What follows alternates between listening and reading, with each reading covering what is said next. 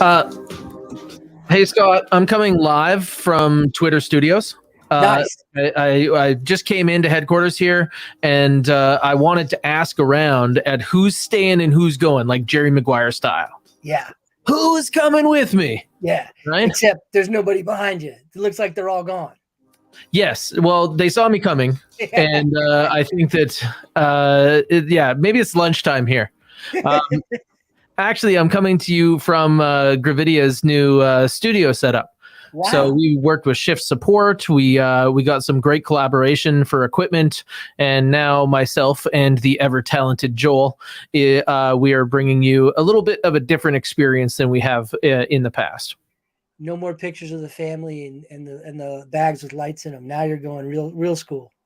Yeah, well, it just gives us so much more opportunities to be in different spaces and to give different atmospheres. And really, for the companies that Gravidia serves, there's a lot of opportunities for them to be able to talk about things in different spaces and to provide different atmospheres. So we're really excited about this, but I'm also excited to see you this week. Last week, we were talking about this feeling of like elbowing it through the mud, getting to the end of the week. Yeah. What about this week? Well, I think, as you can tell, the abrupt change economically, the violent crossroads of raising interest rates, meeting slowdown. You heard me say months ago, don't raise interest rates, don't do it, let the market rebalance itself. Remember that? Mm-hmm. Well, here we are. And I told them. Screeching halt now. They're not, the Fed chairman doesn't listen. I can't help that. I'm right here. I'm here every Friday. All you gotta do is listen. I got to spend some time on Clubhouse with Neely Taminga, and she has been just rocking it. Like, really, when you take a look at the people that advise administration and have really higher level conversations about that, it's always great to get her perspective. But I think that we're going to have some great perspective shared today, because Neely was saying that there's opportunities in every market to be like your own Berkshire Hathaway. Like, if you were in a cash-rich position right now, you should be looking around at all your peers and all the partners or potential partners inside your sphere. I'm seeing a lot of nodding from you. Yep. Yeah, 100%. I'm preaching strategic alliance all day long. My philosophy is there's no such thing as competition. If you and I are selling the same product or the same service and we're competing to go after the same people, I guarantee you that if we sell together, we're better. And I think we're in that age of strategic alliance. I think she's got a great point, right? Is don't look at it as competition. Look at it as opportunities to collaborate. Yeah. So today we are going to be bringing in Ieva Kimonte. And she is a leadership consultant. She's the CEO of ReInventures Inc. And the thing that I love about this is that, Ieva, you're all about relationships and you have a deep understanding of clinical psychology. So the way that people relate to each other is really not just your business, but your passion. And you've seen it all the way from small family businesses that you grew up in, all the way to some of these monster companies. And it just turns out that humans are the highest resource, and the people that can get them to work together are the ones that are winning right now. How do you feel about that? I feel we're in an age where a lot of things that I've been believing strongly for years in relationships and looking at strategy, considering people factors of the business, finally has got into like the crucial topics of every single company. Currently, we can't escape what we might have thought of as optional or soft skills currently, especially in leadership and holding businesses together, literally. We have to learn more about what's happening in people's minds and how they see the success of the business and how they see what's their best contribution. And we can't slack on that one anymore. So I'm excited, but then again, it's very challenging. Not everyone is ready for it. Scott, that's an interesting perspective. You can see how deeply she understands this. Yeah. That's just fantastic. Tell us a little bit more about your story. How did you come about such a deep understanding of the way that companies interact on the inside? My story goes back when I was in early 20s and I was supposed to take over my family business.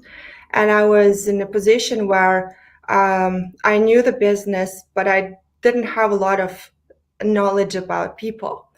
And I was struggling. And then in 2008 and 9, we experienced a lot of it was hard times for especially small medium businesses, and I ended up leaving and trying to find answers, and that's where I went to study for masters in clinical psychology, because I felt like all the questions that I had, I was not able to answer on a balance sheet or economics. It was much about the leadership and about how to show up and how to hold people together going through crisis.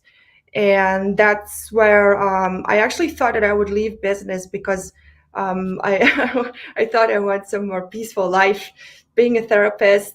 But I couldn't really get too far away because due to my entrepreneurial spirit, I started a young researchers company, and during my studies, by employing my best, most talented classmates, and soon enough was recruited as a CEO for a non-for-profit. So, but this time I felt like I'm much better equipped, and through more than like about 12 years now, I've been practicing everything I learned in clinical psychology and just finding more and more value in that view. There's more and more new research coming out every year, right? So it's not like you graduate something and then you're done. It's always open questions, right? But there are like research and market is coming up with better answers to those questions. Yeah, And it's an incremental movement, right? Like when we used to talk about finding the missing link. We used to talk about finding something that would be like Bigfoot in between like apes and humans. But the way to look at it is as though it's a big book and you're flicking the pages and each one is slightly different until you can no longer see what was then and what was now. There isn't something that's just in between us still kind of cruising around. And the same thing when you take a look at what it was to be employed by someone in the 1980s, it was like the change is sweeping now. If you were to treat somebody like you treated employees back then, I think that do they arrest you, Scott? What happens? Well, I think that what we're looking at is a complete paradigm shift. If you to Eva's point, if you look at the people element, I call it the leadership diamond, and I'll see if I don't the diamond. But if you get the shape, you've got pointed end on the top and the bottom, and two pointed sides. And it used to be the CEO, the CFO, the COO, and then human resources on the bottom of that diamond, right? So you just look at it like a diamond top down. What's happened in this evolution of industries and technologies and competition and innovation is that triangle, that diamond is now flipped, and it's the human resources person when it's done right now, when it's done right now, that human resources person is pulling everything and everyone else along. Incentive programs, retention programs, buy-in, mental health and wellness, personal development, flexibility. These are the main topics on companies, all of companies' problem spotted lists right now, and all of them are people driven, and human resources drives that piece of it. You're on mute. We can't hear you. Sorry, I was going to say, Yeva, can you help us unpack that? Scott's making some great points about what we need to feed culture in order for it to grow and thrive. And can you talk a little bit about those aspects? Absolutely. I was waiting for a chance to talk, right? So, yeah, those. So I think there's a few things here to unpack. One thing is about how we see the role of a CEO and the role of HR. I think both of those have like dramatically shifted over, last whatever years, even like recently more so. And currently we talk about strategic HR. right? And in some great real life cases, we see that the CEO takes some of the HR knowledge, or what we are now calling as leadership knowledge, and building it into everything they do. So I think there's some, CEO and chief people officer or HR are becoming more and more strategic partners.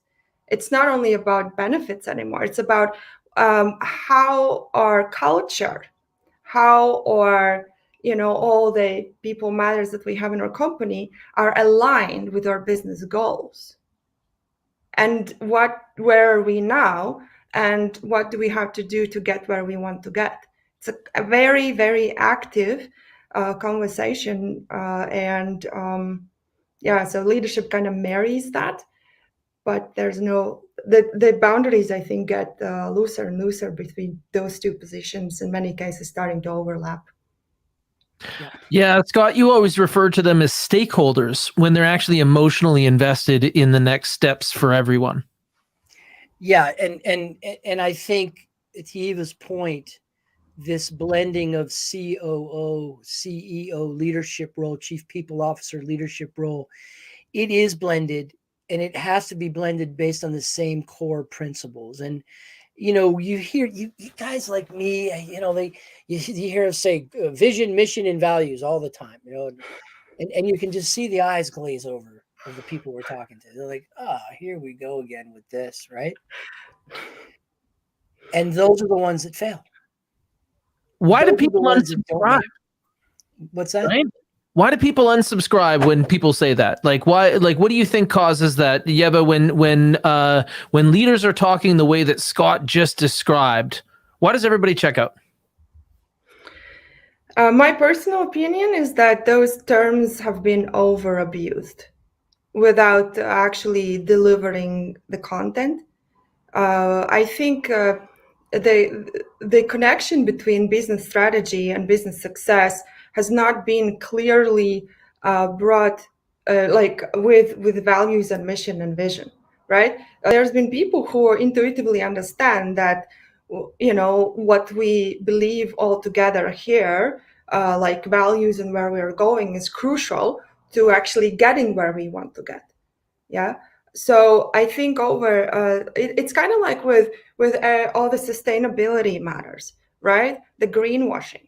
I think that's same things have happened with values because people just have not seen the real impact yet. And yet currently those who saw and invested and did it right, not just to put on a company webpage, but took it to the core of the business and made it work for them, now we see the difference. Yeah, and it's funny you say that, because you're absolutely right. You say the words, but you don't put any context or the correct amount of meaning through there. And the other mistake that companies make, they've been making it forever, is they state a core value, say like honesty, right? They're missing the point of what a value is. Core values must be actionable. And I'll give you an example. Yes, of course, we want one of our core values to be honesty, but honesty means something different from all of us, even here on these screens. But if we change the words from honesty to always tell the truth, well, that's actionable, and that's measurable, and that is meaningful. And so when I'm at the company and the customer calls into my call center, and the customer and our internet went down last night, but everyone's saying, don't tell the customer, because gosh, if you tell the customer, they won't trust us or whatever. And the customer says, I was on hold last night for an hour and a half. Ma'am, I'm so very sorry. Our internet went down. You know what the customer says? Mine too. And all of a sudden we're connected. And all we had to do was tell the truth. And all that was a core value. And we see it over and over in organizations that don't understand what core values really are and what they're useful for. They're beacons. That's why I love that we have a lighthouse on our Leadership Line of Sight podcast, because values are beacons. They guide us on the way we should do things, right? If you have an investment bank that all it wants to do is print money, you care less about core values. That is your core value. Make money. So how to make, like, yeah, but how are you helping companies make this alive in their business? So Scott, you were talking about actionable core values. That's how I like to write core values, is I like to look at it through the lens of like, who are we to our clients? Who are we to each other? Who are we to our community? And then turn those into actionable items like compassionate advisors to our clients, ambitious competitors within our craft. Those are the things that inspire me. What's your take on that, Ieva? When I'm looking at the company's values or particular CEOs, their own leadership values, because that's where I always want to start. Somebody comes and says, we don't, we have a big mess with all this. Where do we start? I say, we start with you, especially if it's a founder, because they have to have clarity about who they are, what they want, and what their ripple effect is. And then from that, we can start a real meaningful conversation.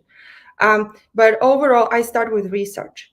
I'm starting value is not something you come up just because it's fancy, right? Values is something that you live every day and you might not know about it. So what I can do is I can help person to nail those down from who they really are already. And then, clarify the definitions of what's actionable and how is that. And then we can say, okay, this is where we are. And so the vision that they gain from that clarity answers a lot of further questions. They're like, oh, now I understand. Because what I want for them is to build their internal capacity of seeing these things and making them work.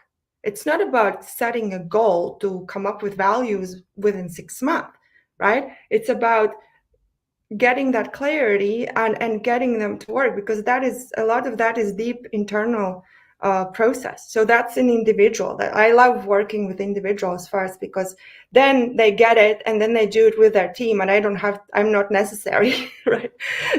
So because that's what I want. I want them to do it, and I want them to, feel it, and it being experiential, and they know why, right? And then it's strong. But if I'm helping, then I would do interviews with people in organization. I would observe their behaviors. I would observe, and see what's there, not what they're telling me. This is what I learned also from my master's, is like self-reflection has limitations. So research, if we send out a survey, we're going to get so many socially desirable answers that we will have zero useful material. And that's one of the moments when we just spit on a space, on the same spot, throw many at things, and we don't see a result, and then we give up on the whole process. Well, don't give up on it, just do it right. So, and so the research looking at what people value, what the success looks for them, what they've noticed, what are their strengths against competitors, what's their competitive advantage. And if we go further than just management team, we see, let's say working in construction, like job sites. Job sites is an amazing place. There a lot of people from different organizations meet on job sites and do work. You have like a general contractor, you have all sorts of trades and so. And so what are our competitive advantage, elements there? CEO would never know that unless he's there. So having the conversation, giving the vision, those things really matter. And if we find what's there already, like we have all the wonderful material, we have content for all the other things like marketing. If we know what we're strong on, we know what to build on. We have like great material for a leadership development, right? It's not going to be somebody's like fit all book kind of thing, right? It's going to be our leadership. What is our leadership about? How do our leaders succeed in this culture? So sorry, I can talk more, but very No, passionate you about shared, that. and your passion is coming through very clearly.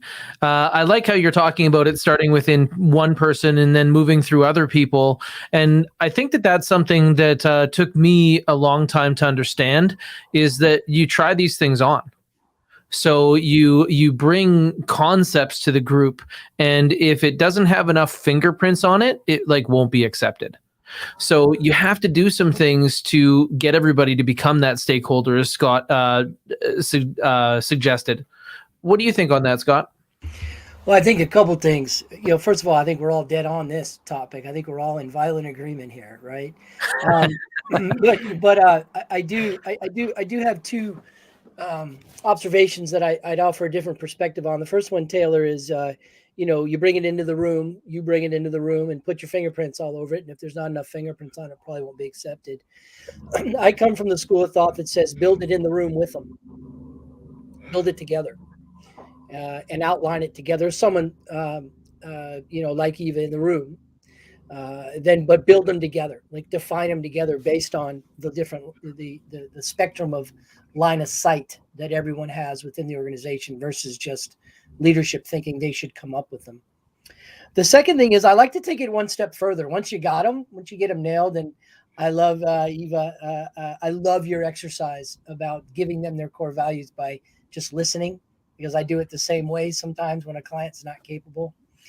But then I do something that most people don't do. And it's something that I like imprinted into the cultures of the organizations that work with me.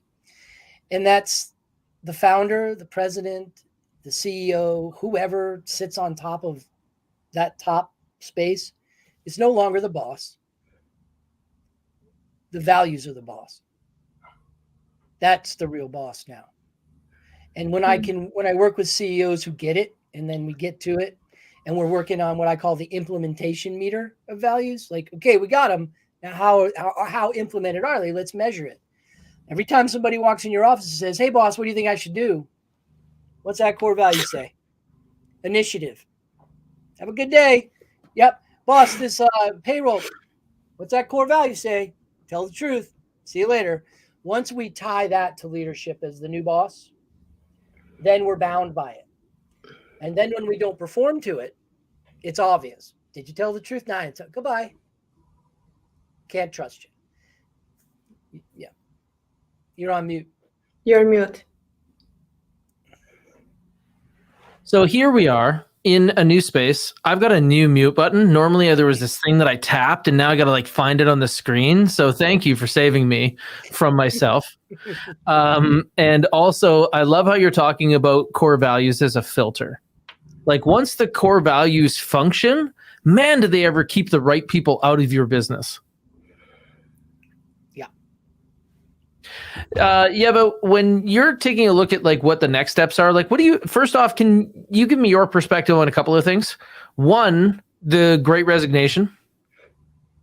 And two, now all these companies are like laying off. It looks like they're about to retool, and with rising interest rates and things like that, I'm wondering what you see next. Like maybe companies that you think will do well based on how they approach things. Great question, Taylor.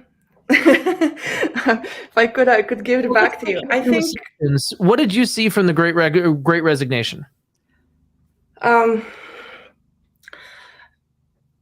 think it's just about people, like it kind of ties into, I might be biased here, but also through the COVID experience of spending a lot of time at home, spending more time with the family, and having those differences experiences can be different for different people. But I think we were also kind of not only that we have to look at our face and Zoom all day, but we actually had to look in the mirror about our life, and we had to think about things. Who I really am, and what are my core values, and what do I really want from life, because we suddenly learned about that everything we planned for and we thought is important to die for can be canceled in a second, right? We suddenly learned that everything can go away And I think intentionally or unintentionally, we're thinking about what are those things that really stay when everything else goes. And what, and for different people, the image is different, right? And also, so that I think was one of the big contributors to the change of the jobs, of professions, of looking at things. Of course, the crisis, and actually the like some positions becoming less needed, or that of course all those realities also kicked in. But the next is also, I think, when people started leaving, the positions became more available. So if I was, let's say, looking for a job right now, I feel that since everybody's looking for good people, I could get a more senior position than I could get before COVID. So why not try? Everybody's looking for people. So there's a great opportunities that I didn't have before, right? And I think those are just two of a lot of forces that are involved in this, but that sure shuffles things around. Wow. So when you see the next few steps here, so obviously companies are looking for people, and that's probably where some of the biggest competition is. So these companies are facing some challenges.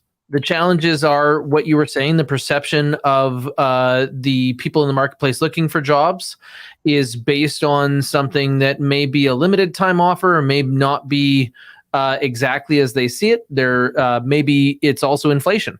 Some of these companies might have to raise the wages that they're offering in order to offset. They may not be able to get the same quality of teamwork that they would at the price it used to come. So many moving parts. But to think about, like, I won't comment on economics and financial side, right? But from people's side, I think the next recruitment questions would be like, what do you expect of this business, right? And how does this business align with your, how our business goals align with your goals? I think people would be seeking for more involvement and more alignment with their newfound identity or newfound idea about who they want to be. So again, these conversations, and that's where I feel like if there is one recipe for success, I think it's to have a good conversation.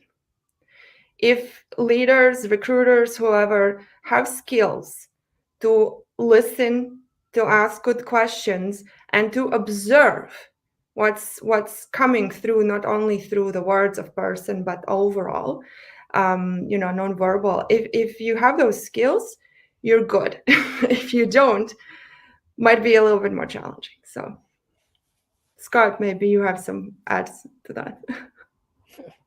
Well, good answer. I think is the first thing that I'll say is a really good answer.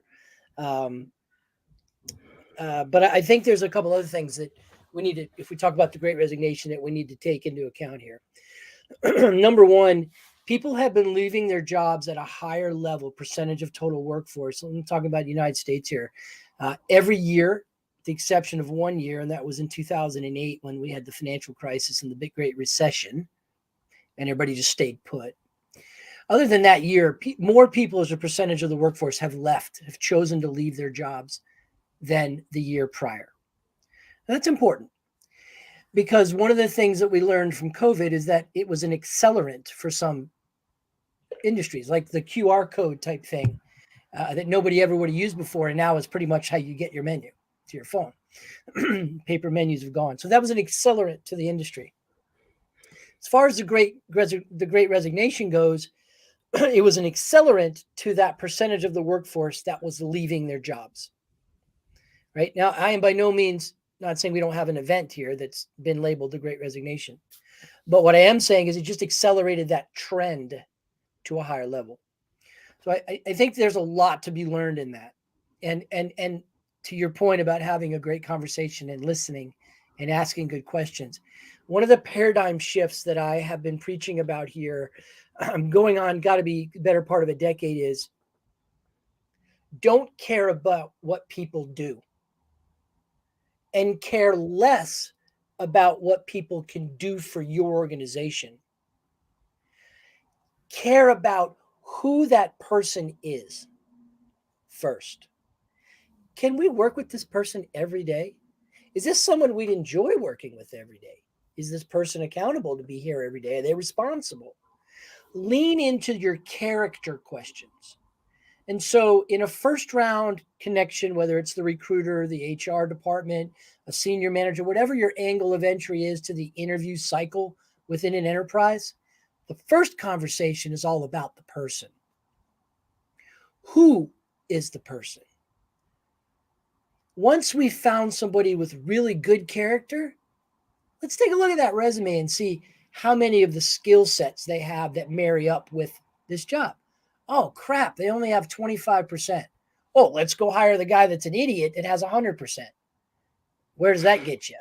I won't give any big company examples there. So we got a great person who fits our company, who fits our culture, everything we like, but we got to train them. People love to learn when they're taught by people that love to teach. So your first interaction with the company is doing some work for us, but also learning how to do what we want you to do.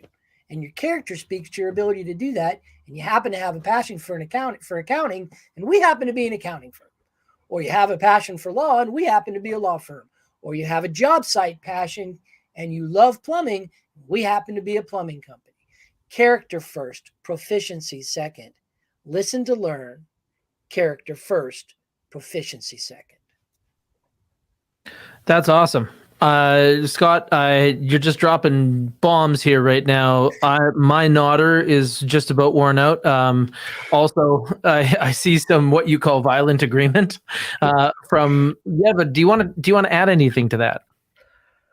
I think it's really valid point, yes, about who the person is. And again, like I've been hearing that for a while, but I think now it's finally serious where we can really go around it, right? It's who we are and what's our what do we want to be, and then what's our character. So for me, it's also a question about assessments. I'm a little bit about, like, how do we know? How do we know what are their traits, and how do we know if the person is, like clear about who they are, or maybe they just think about this, or they want to be, and I would like to kind of think about those choices about the character being made in kind of educated guess way, not just feeling connection that we have value alignment. But that's, I feel like, the whole topic of the conversation, and I feel like Scott might have some experience there too. So yeah, you're right. An assessment works. I'm not a strong believer in the scientific approach, but I am a believer. And the reason why I'm not a strong believer is because I tend to have a skill set that kind of assesses along the way in my own way, but I do this for work. So I think it's a very helpful tool, assessments. I like the Catalyst, the disc profile assessment. I like the strength scope assessment. Josh, their CEO, does a great job with that tool. I think you're right. There are tools out there that can help mid-level managers, that can help folks that maybe aren't great character assessment people. But I also agree that if you're not a better judge of character, or working to become a better judge of character in your role in life and in your role at your work, that you're failing. You want to be consistently looking at how you can judge others better. And you learn that by stopping judging at all. And so there's a lot of leadership training and development that comes from having to do it without assessment versus having a tool that says, well, the profile says they're a high D, and that would fit well on this team. And I agree, these are the skills. So there's also a bias to getting the assessment before you've actually met the person. But I do believe both can be helpful depending upon what layer in the organization that you're hiring for. And the higher up, the more the assessment is a valuable tool. Because why? Because the higher up, the smarter the person you're talking to, who can hide it better, who can hide their true selves better. Mm-hmm. Yes, I agree with that. And I'm a little bit of assessment geek, so I'm sorry. I'll just expand on one topic here. Like when we say somebody is a D or somebody is blue, I think it's like a very serious underestimation of the complexity of the personality. And that's one thing that I'm trying to move away in my practice, and I'm strongly advising not to fall into putting people in one jar of one. We are so much more complex, and I think that's where more evil comes out of than good, to be honest. And like I work with a little bit more complex methodology, but what of the thing is important is that teaching the leader to see people that way. So if we, let's say, work with a scale of 24 traits or sub traits or whichever methodology you're using at, I would never go with just something one.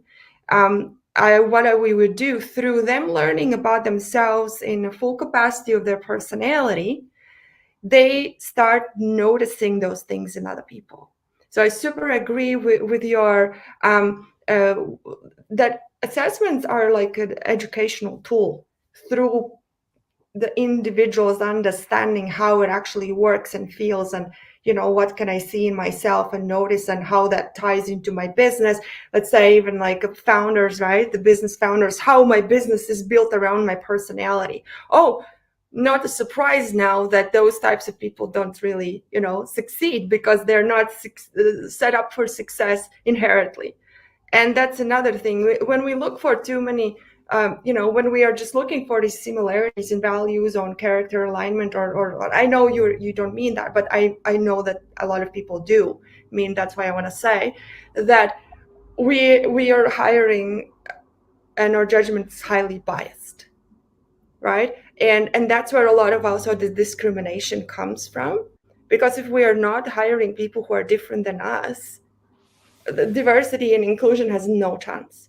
Right. So I think the diversity intelligence is a topic for leadership higher than ever before. It's a new topic in research, but I think it goes into like for a leader to understand what kind of diversity is there, like cognitive, personality, and how to notice those things, and how to know what kind of combo of it all is going to work.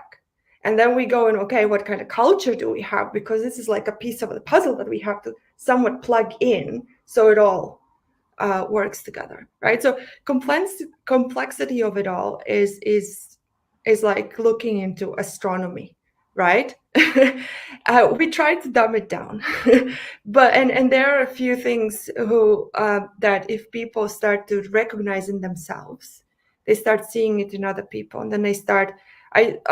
So one of like I add to the previous conversation about values as well was about so our thinking and decision making, right? We have stimuli and we have reaction. I think one of my jobs that I do, and in like very simple way to say, is add the space in between those two, where we consider our values, where we consider psychological safety, where we consider what kind of triggers are we triggering people through neuroscience, right?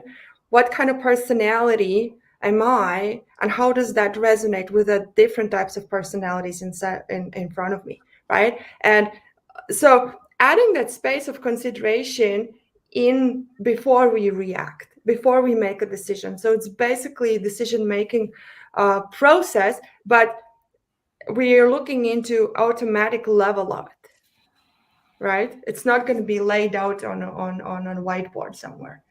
And you don't need could to be a rocket scientist. Like, to understand that you have cognitive bias, that everybody has these biases. I really think that the big thing is, where's your mindset on growth?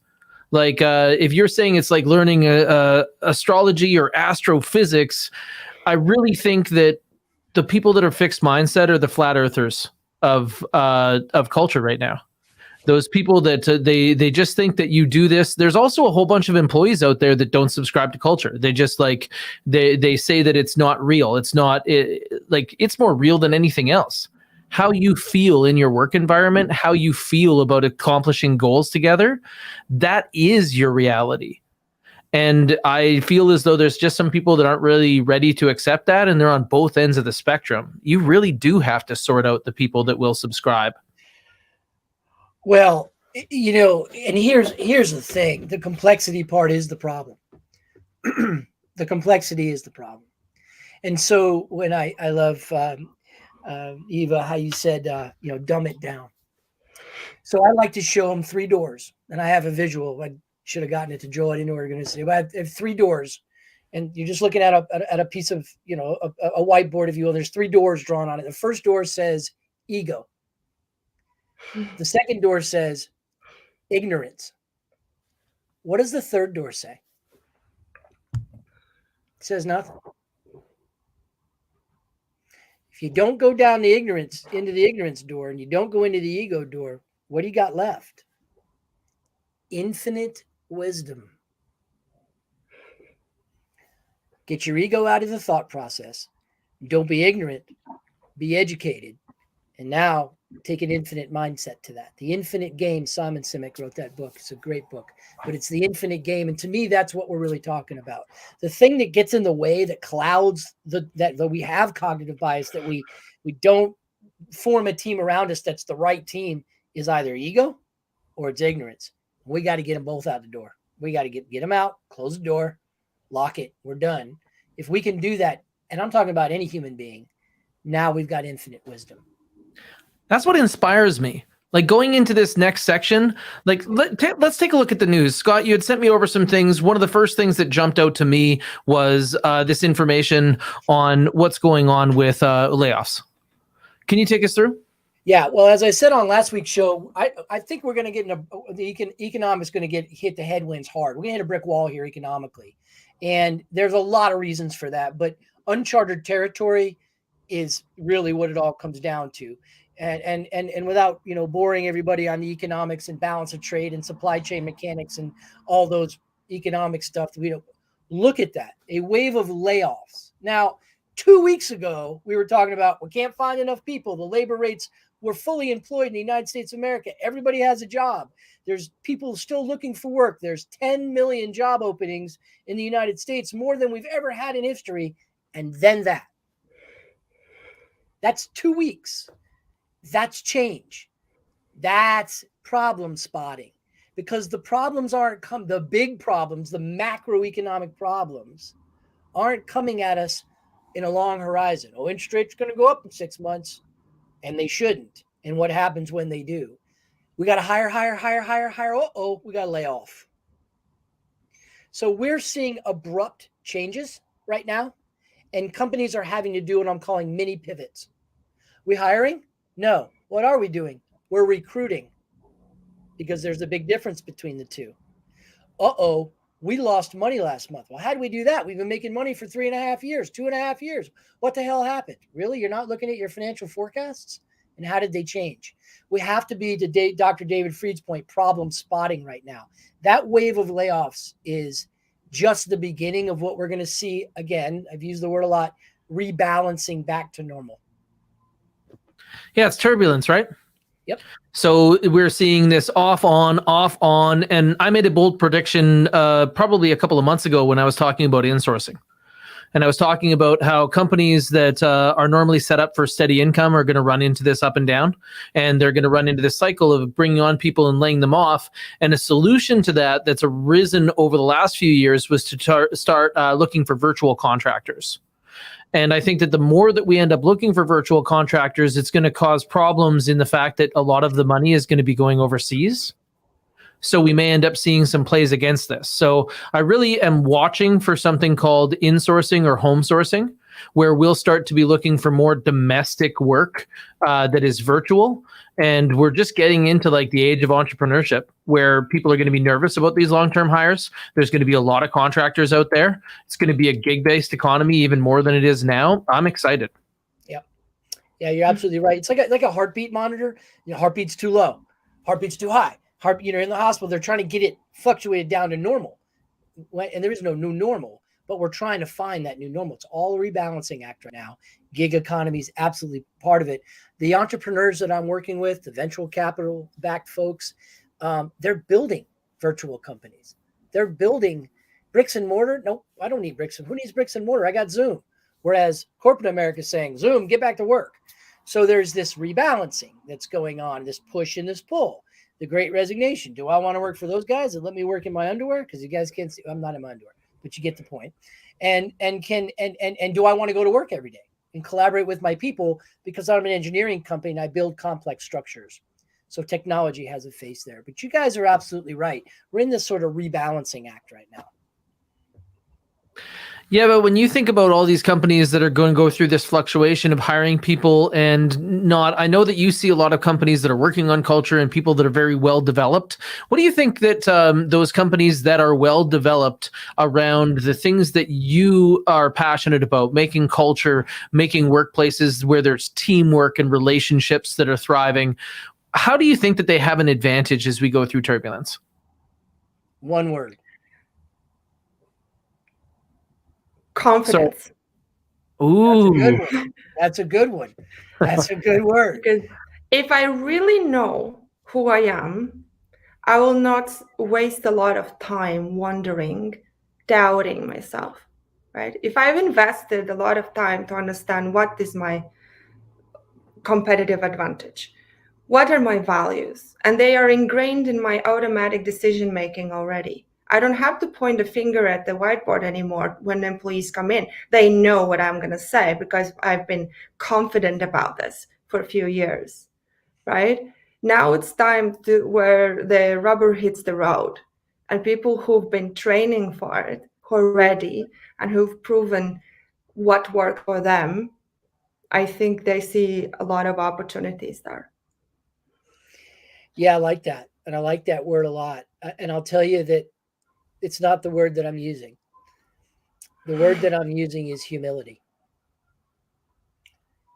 If we are humble enough to accept what we've gotten right, as well as what we've gotten wrong, and we gotten it together, we can go anywhere we want to go. Humility. Guys, that didn't work. Thanks for trying. What do you think we should do next?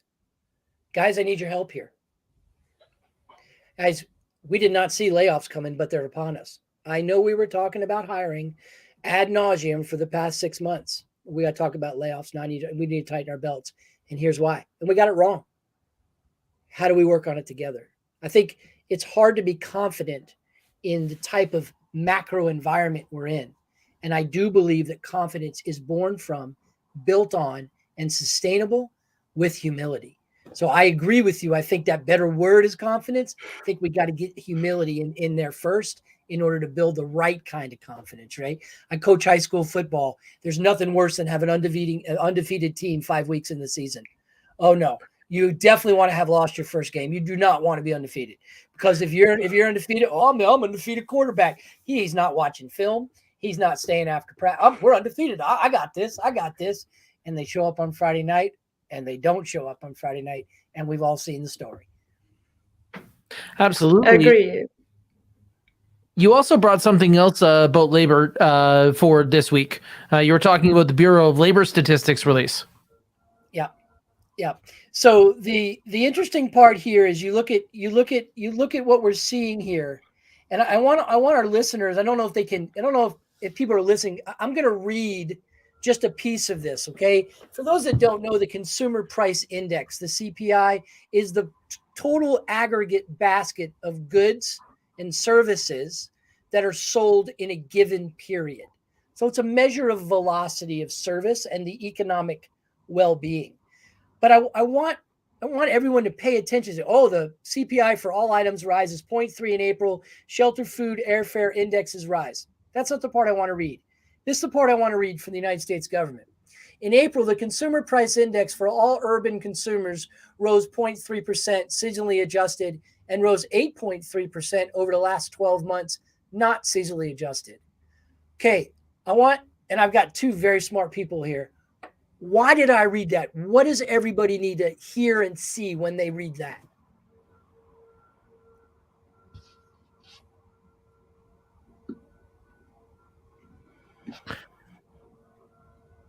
Bring me a little bit more context, Scott. Sure. Let's bring you right to the answer. The word urban.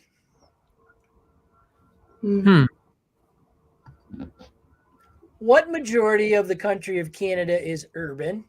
How about the United States of America? What percentage of the country is urban? Let me explain it to you this way. If I'm a truck driver delivering groceries and I'm pulling into New York City, I'm making 10 stops. I'm making 4 to 10 stops, and I'm splitting my delivery charge across 10 times. If I got to drive out to say, oh, I don't know, North Alberta, Montana, that 2 grocery stores are going to absorb that, and I'm going to pass that on to my customers. You think CPI really matters at 0.3? Urban it's never been reported that way, and that one word changes the number. So we need to we talk about information and disinformation. There's disinformation right there. So when you look at your facts, spend time really studying your numbers, because right now we've got to look deeper than the level 1 verbiage we're getting on everything. That's an interesting perspective, because obviously statistics, when a statistic is presented, if you look past a nuance like that, you could basically have unpredictable results. So if you're assuming that that's the majority, just like you pointed out, then it's actually direct towards those urban centers, and it skews the way that you would see that information all the way through. Yeah. And you might be sitting on your kitchen table with your wife saying, we got some extra money. We should invest it in things. Looks like inflation's okay now. Looks like it's, let's go ahead and do that. It only went from 0.3 all the way from 8.3. All right, we're okay. Let's invest more money. So you would have to look past your experience at the grocery store or the gas pump. That's right. To agree with this article. Yeah, exactly. Exactly. So believe what you see. Just make sure you're seeing it. Yeah, but I want to ask you something as we close the show here, because a lot of people are going to be looking at this with scarcity mindset. They're going to be looking at this from this scope of fear. I think that one of the most beautiful things is what we do when we're not afraid. What we do when we look around at the world and say, well, the reason that I don't need to fear is because I'm here already. Now, is there anything that you would want to pass on to the leaders out there that are feeling tight inside, that are feeling with these numbers going up, and possibly what was a real golden period for them during pandemic starting to twist away from that? This is where I get back to what Scott said about humbleness. This is a time when to keep your eyes open. And I think being confident about the values and who you are, at the same time, looking what's actually happening and not missing those signs. And also, as Scott reminded, is about, what are the assumptions that we have when we are making our decisions, and how can we trust those assumptions, right? What's the formula there? And I think it's a time when all the basic assumptions that we've known before, they're shifting. So being confident in who you are, but at the same time have that curious and very humble way of challenging assumptions, challenging of decision-making process, that what did we consider before might not work right now. So I think kind of clean sweep of that formula of decision-making criteria, what we are taking in count, and questioning, are those numbers trustworthy, right? Without taking it as a personal insult, right? The ego door. Don't go to the ego door. Go to the wisdom door. Stay humble, question everything. I think that's so many things are shifting right now. And if anyone tells you that they 100% know what's going on, don't trust that person. That's right. Well said. Well said. That's right. Very good. I'll tell you what else, Taylor. You'd mentioned fear. I just read a really cool book. We're going to talk about this book on a later show. I know we're wrapping up today. It's called Greatness by Dr. David L. Cook. And he talks about fear. And he's right. He's underneath it all, it's fear. We were all scared. Everybody deals with fear. But you know how you conquer fear? A noble heart. A noble heart knows no fear. So if what we're trying to accomplish as a leader is noble, and we really believe in it, we've had some wonderful guests that are doing some remarkable things.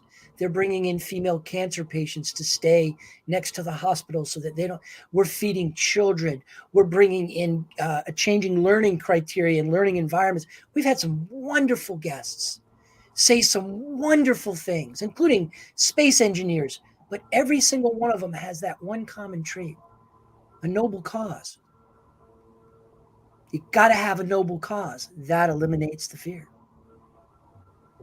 I think that that's an aligning light. And also, speaking of wonderful guests, including the one that you were just talking around, Michelle O'Care's in the comments, talking about Ieva saying the CEO has to be highly engaged in the culture and leadership can't outsource people.